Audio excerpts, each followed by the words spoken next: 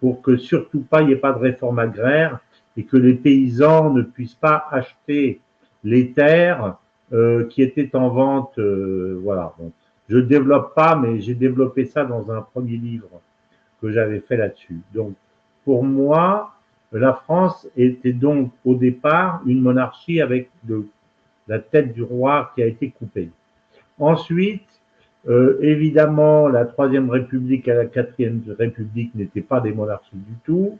D'ailleurs, elles se sont perdues dans les tripatouillages et dans le manque de verticalité du pouvoir. Et ensuite, le général de Gaulle a institué la Cinquième République comme une monarchie républicaine avec un mandat à 7 ans, qui est le mandat véritablement qui donne au président de la République du temps et de le faire sortir symboliquement du temps des parlementaires.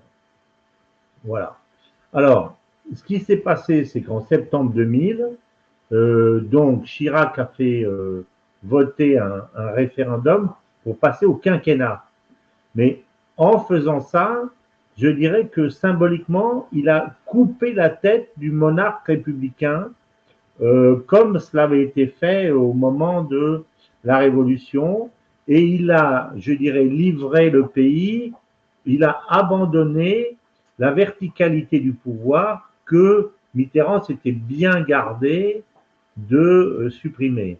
Je me souviens que il y avait une réflexion un jour pendant la cohabitation de Mitterrand, pendant les donc 14 ans où il est resté au pouvoir, où Philippe Séguin avait dit quand on a un conseil de ministres, à certains moments, j'ai l'impression qu'il y a une seule personne autour de la table.